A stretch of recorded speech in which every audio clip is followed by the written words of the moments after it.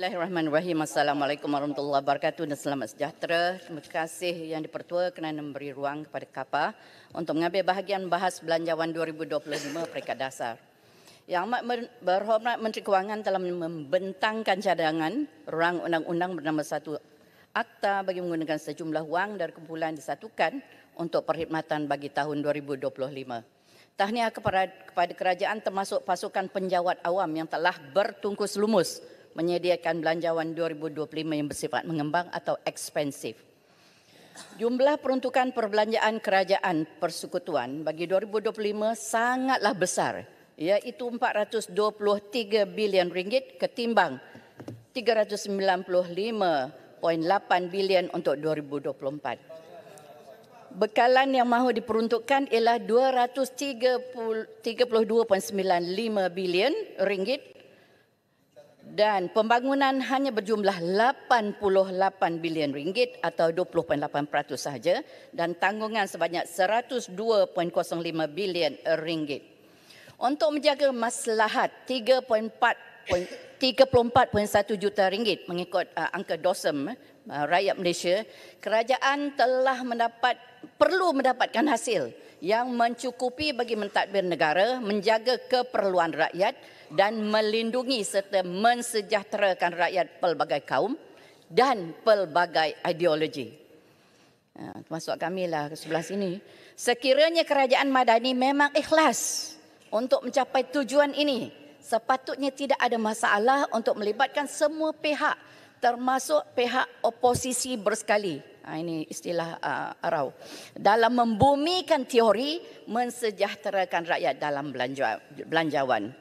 Stephen Covey, pengarang terkenal buku 7 Habits of Highly Effective People, tabiat kedua.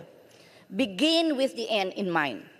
Bagi peneraju negara, tuan-tuan yang berhormat di pihak kerajaan, wabil akhiratihum yuqinun, maka matlamat pemerintah mendapat pendapatan dari rakyat dan apa-apa hasil lain dan perancangan untuk mengurus dan mengendalikan tanggungan kerajaan ialah untuk mencapai dengan izin baldatun thayyibatun wa rabbun ghafur. Itu outcome.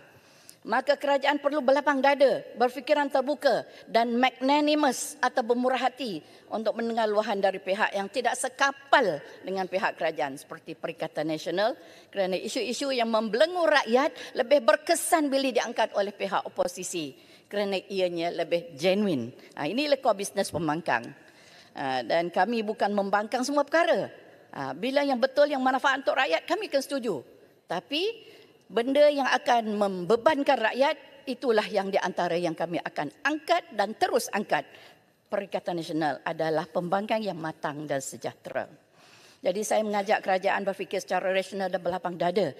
Cuba kita fikir sejenak, apakah akan terjadi kepada rakyat kebanyakan apabila dasar fiskal yang mahu dilaksanakan oleh kerajaan dalam belanjawan 2025.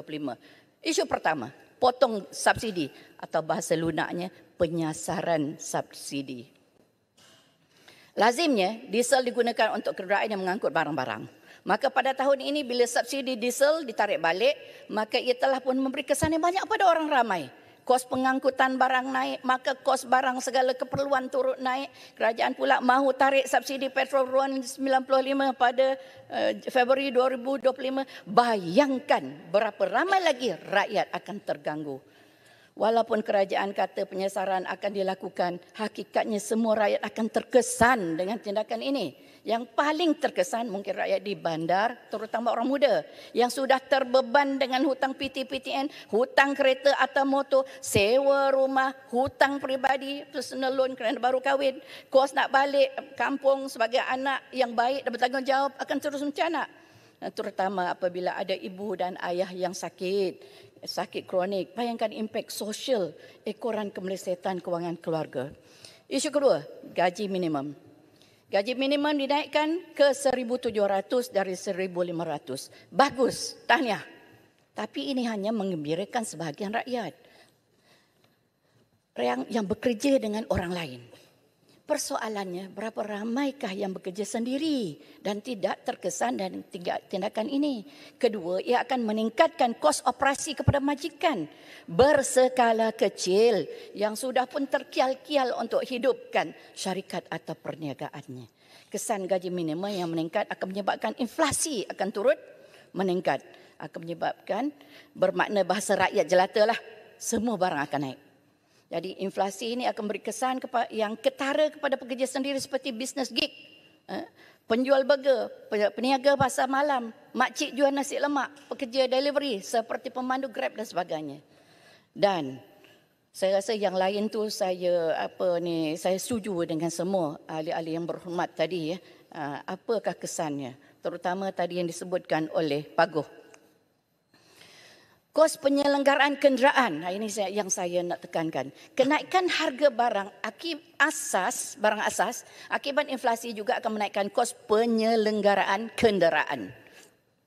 Termasuk harga alat ganti dan kos servis. Ini juga memberi kesan kepada pekerja gig yang bergantung pada kenderaan mereka untuk mendapat pendapatan harian. Apatah lagi apabila kenderaan mereka perlu melalui jalan raya yang rosak. Terlalu kerap rosak seperti yang saya selalu sebut di sini yang berada di Kapar.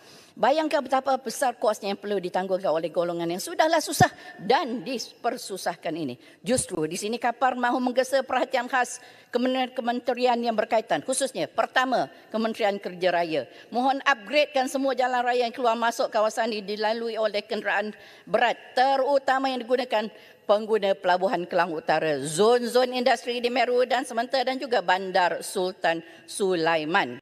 Kerana semua ini adalah penyumbang signifikan kepada KDNK negara.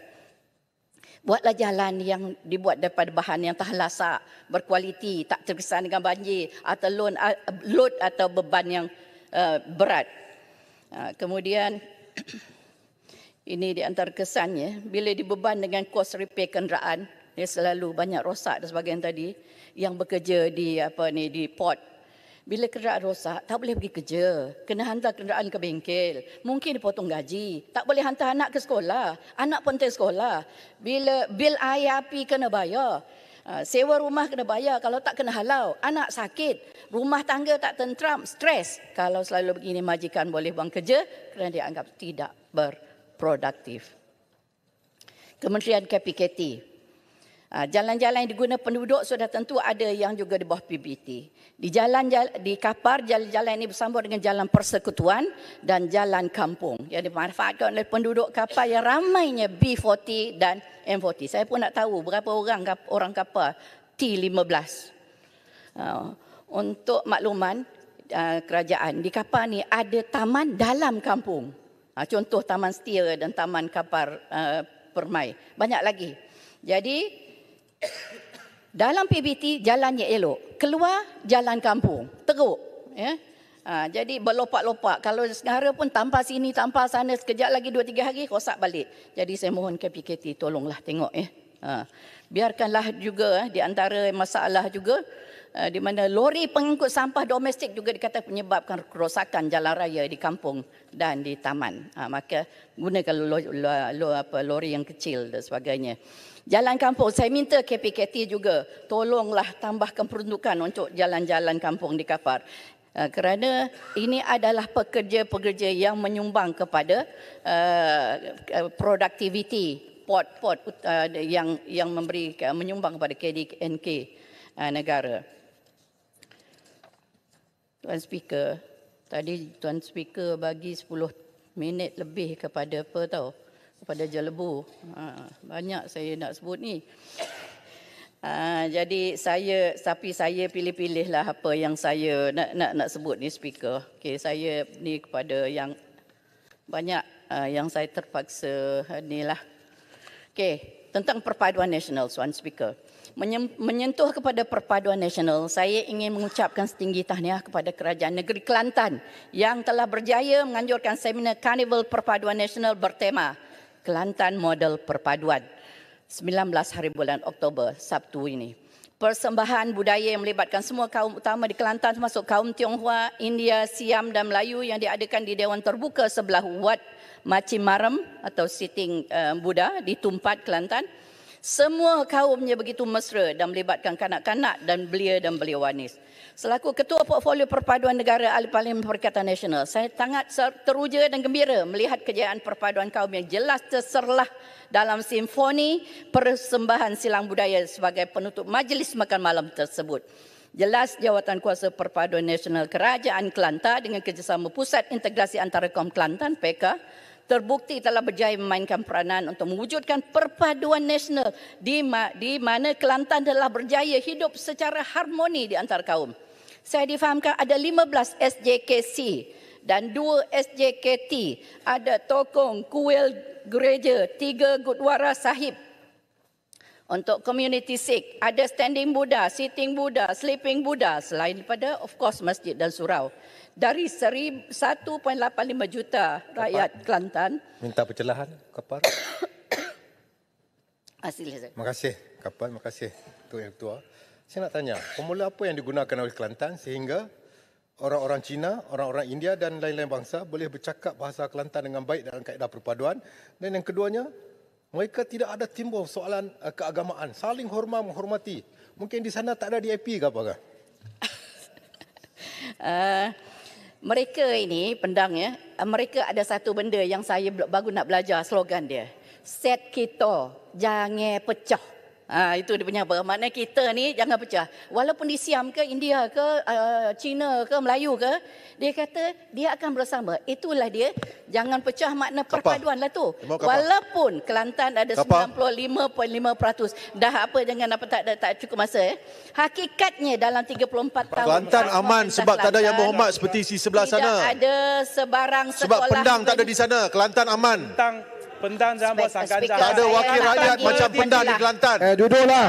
Saya tak bagi apa celah ya. Bukan bagi, tak bagi. Peraturan mesyuarat 36/12, mana-mana ahli yang mengeluarkan kenyataan menggugurkan dewan adalah disifatkan sebagai menghina majlis dan ahli itu boleh dirujuk kepada Jawatankuasa Hak dan Kebebasan. Tadi Pendang kata Kelantan tu tak ada DAP, itu salah. Memang kita ada cawangan. Inikah sikap tingkah laku yang berhormat di hadapan di halayak orang ramai? Tak malu ke? Mana boleh buat? Mana tak boleh malu buat ke Pendang? begitu? Sekejap, ini Yang ahli Hormat. parlimen kah? Ini parlimen. Sekejap, Yang Hormat. Speaker, masa saya dah kurang. Mungkin. Tarik baliklah Pendang. tak ada Cukup. DAP, Tarik kalau balik. ada, tak Tarik balik. apalah. Tarik balik. Sekejap, Yang Tarik Hormat. balik. Sekejap, Yang Hormat. Okey, Yang Hormat apa? Apa Yang Hormat apa? Pendang tadi buat satu sangkaan yang amat jahat. Katakan sebab Kelantan tak ada DAP. Yang pertama, fakta itu salah. Kelantan kita ada cawangan. Kita ada Jawatankuasa Negeri DAP. Itu salah. Jadi kalau Kelantan ada DAP dan kita hidup aman damai, bermaksud tak ada masalah. Kalau DAP pun kita akan memupuk semangat keharmonian. Jadi apa yang Pendang kata itu salah. Saya nak Pendang tarik balik. Sila tarik balik. Di mana Speaker? Saya ingin tambah. Datuk Yang Betul. Sekejap, Yang Hormat. Yang Hormat Jelutong, biar saya uruskan Peraturan Mesyuarat Yang Berhormat Kampar dahulu. Baik. Kita pergi satu persatu, boleh? Baik, terima kasih Tuan Speaker. Sama. Saya akan menunggu giliran. Ya. Yang Hormat Pendang? Okey, saya kata tadi, dia kata amat jahat. Perkataan tu lagi teruk. Saya kata mungkin, bila mungkin boleh jadi betul, boleh jadi salah. Mungkin. Jadi macam mana yang boleh dia kata amat jahat tu? Dia tak faham bahasa Malaysia lah. Saya ingat bahasa dia pun teruk lah dia ni. Pendang, jangan main dengan perkataan lah. Mungkin Pendang bodoh. Boleh saya pakai macam ni tak? Tak boleh. Ini unparliamentarian. Jangan pakai dengan perkataan, main dengan perkataan mungkin. Pasal saya, itu memang satu sangkaan mungkin jahat. saya bodoh lah. Saya boleh Sila. kata DAP tak ada di Tak boleh. Kelantan. Tengok. Tak boleh pakai macam You ni. kata Jangan mungkin kata bodoh. mungkin. Kata Kalau macam mana saya nak pakai cakap? macam ni, tu. kita satu dewan kecoh. Kan? Please. Okey. Kita Yang Hormat berdebat di sini mungkin. berhemah. Tak faham bahasa Jangan buat Malaysia, sangkaan mungkin. jahat. Kita Yang nak Hormat debat dengan Pendang bajet. duduk. Jangan personal Okey, attack. Yang Hormat Kampar. Okey. Saya dah dengar apa yang diterangkan oleh Yang Hormat Pendang dan saya teliti ucapan beliau tadi semasa mencelah Yang Hormat Kampar. Dia ada sebut perkataan mungkin dan saya ucapkan terima kasih kepada Yang Hormat Kampar bangkitkan Peraturan Mesyuarat membetulkan kefahaman dia bahawasanya di Kelantan ada cawangan DAP. Terima kasih Yang Hormat Kampar. Okay. Tuan Speaker, atas peraturan yang sama, saya cuba nak perbetulkan kenyataan Yang Berhormat Kampar. Kelantan aman, damai, sebab tak ada yang berhormat seperti yang berhormat Pendang di sana. Itu adalah kenyataan yang betul. Selagi ada yang berhormat seperti Pendang, Datuk Malaysia akan tetap huru-hara. Datuk Ini Bertuah, di Kelantan aman damai sebab Jelutong pun tak ada yang merapu tu. Okey. Teruskan Yang Mahkamah. Terima kasih Speaker. Jadi terganggu saya punya apa ni tu Speaker.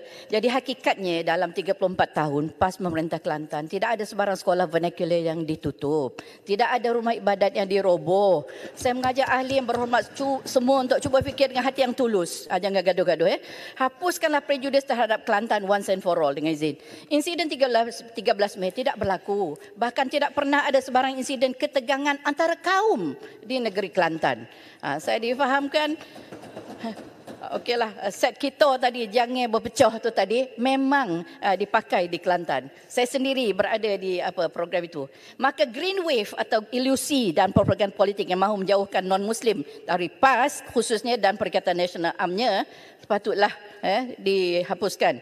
Sebagai prime mover agenda perpaduan dalam kerajaan madani, boleh tak kerajaan melalui Kementerian Perpaduan mengangkat Kelantan sebagai satu model perpaduan kaum yang jelas berjaya dengan model negeri majoriti Muslim, 96.6% Islam. Tetapi semuanya diraihkan ada kebebasan beragama, berbudaya, bersekolah, berniaga dan sebagainya. Maka ada baiknya Kementerian Perpaduan membantu dan beri insentif kepada Esko Perpaduan untuk diangkat sebagai model perpaduan supaya kita dalam negara ini boleh contohi. This is non-political. This is rational. Sila. Ya, saya rasa perlu ditambah juga data daripada DOSEM bahawa dari segi statistik negeri-negeri yang mendapat markah tertinggi dari segi keselamatan iaitu negeri Sabah, diikuti oleh negeri Kelantan dan kemudian Terengganu mendapat markah tertinggi dari segi negeri-negeri yang paling selamat di Malaysia. Okey, masukkan dalam ucapan saya. Okey, isu kapar Speaker. Minta lawan sikit tentang Kelantan. Tak boleh. Saya nak habiskan Speaker masa tak cukup dah ya. Isu kapar. Sikit. Kapar mahu isu banjir di kapar dinoktahkan. Saya mahu tahu tentang status RTB untuk mitigasi banjir yang tuntas. Asyik banjir aja. Dan satu lagi perkara yang penting ialah sekolah padat. Kapar mahu Kementerian Pendidikan masukkan dalam RMK ke-13 ataupun kalau boleh sesegera mungkin menyelesaikan masalah sekolah padat di kapar. Sekolah Kebangsaan Sungai Binjai sudah berumur 100 tahun. Sudah 2 kali pindah dan sebagainya. Dikatakan bahawa SK Sungai Binjai adalah pemegang rekod untuk jumlah murid sekolah rendah yang paling padat di Selangor atau di Malaysia. Ada yang kata di Malaysia. Jadi sudah tentulah perlu diambil perhatian. Untuk rekod juga, sekolah yang memegang rekod semasa untuk kategori sekolah yang paling padat Malaysia di peringkat sekolah menengah tadi SK adalah Sekolah Menengah Kebangsaan Meru yang juga berada di kapar. Dianggarkan 4,510 pelajar. Bayangkan Tuan Speaker. Berkemungkinan besar SK Sungai Binjai adalah penyumbang utama kepadatan sekolah tersebut kerana SK Sungai Binjai tadi adalah feeder kepada SMK Meru.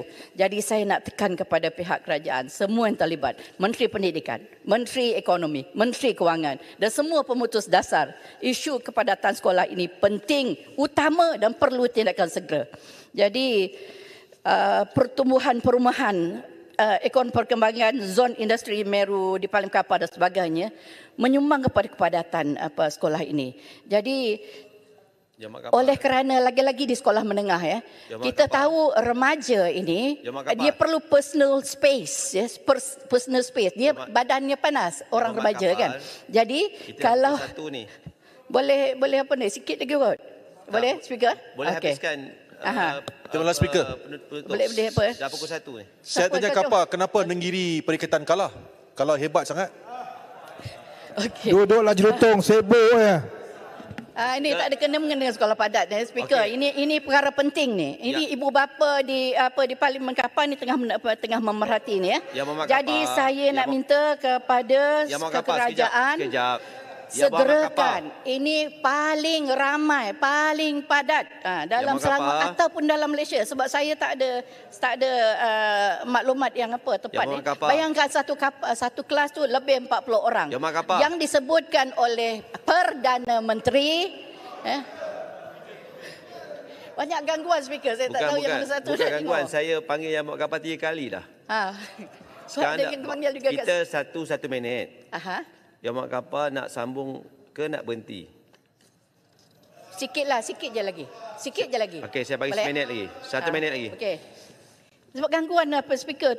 Speaker tolong jaga. Saya nak tanya kenapa di negeri Perikatan kalah? Boleh jelaskan? Perdana Menteri. Kalau hebat sangat, kenapa kalah? Jelutong duduk. Perdana Menteri menyatakan ucapan belanjawan mahu persekitaran yang kondusif bagi pelajar.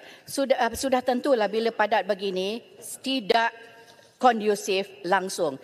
Last kali speaker, ini adalah berkenaan dengan kapal juga. Kita tengok 13 Februari 2024 tahun ini, light aircraft BK160 Gabriel tragically crash in Kampung Tok Muda, killing the pilot and co-pilot. Itu selepas Raya Cina gitu difahamkan kapal terbang disebut diselenggarai oleh pihak yang tidak sah yang menimbulkan keraguan tentang protokol keselamatan. Pada Jun 2024 tahun ni, a light aircraft Piper PA 28161 operated by Subang Flying Club made an emergency landing di Bandar Sultan Sulaiman dan ini juga dikatakan enjin atau parts failure. Kapal tak mau lagi lah melihat tragedi macam ini. Ini bukan ada lapangan terbang ke apa di kapal. Jadi saya nak tanya kepada kerajaan, apakah sebenarnya yang berlaku dan apa punca perkara-perkara rosak enjin, especially rosak in air ni untuk mencegahkan nahas atau potensi nahas, dan saya mahu tindakan yang tegas diambil dan substantif yang diambil oleh pihak kerajaan. Last betul-betul dia speaker ya. Okey, saya mendapatkan satu jadual daripada DOSM ini mengenai jenayah. Ini penting di bilangan kertas siasatan dan tangkapan mengikut jenis kesalahan Malaysia 2022-2023. Saya nak tanya kepada kerajaan. Saya ambil 2023 yang kertas siasatan untuk penerima rasuah 344. Tanggapan 527. Yang pemberi rasuah kertas siasatan hanya 59. Tangkapan untuk pemberi rasuah tanggapan hanya 86. Tadi yang menerima rasuah tanggapan 527, pemberi rasuah 86. Jadi soalan saya, kenapa terlalu berbeza? Sudah tentulah sepatutnya pemberi rasuah dengan penerima rasuah lebih kuranglah, tak jauh bezanya. Jadi saya mahu kerana Perdana Menteri ini menyatakan sangat-sangat serius untuk menangani rasuah. Jadi saya mahu tahu apakah tindakan kerajaan bagi memastikan bukan saja penerima rasuah tapi pemberi rasuah juga diambil tindakan yang sewajarnya. Terima kasih Speaker. Sebelum saya tangguhkan mesyuarat, saya harap sangat ahli-ahli yang berhormat, sebab hari ini kita habis pukul 8 malam dan ada banyak lagi senarai 27, ada perkara yang boleh kita panjangkan, ada perkara yang saya harap ahli-ahli yang berhormat ikut peraturan ya. Ahli-ahli yang berhormat, mesyuarat ditangguhkan dan akan disambung semula pada jam 2.30 petang nanti. Terima kasih, Timbalan Speaker.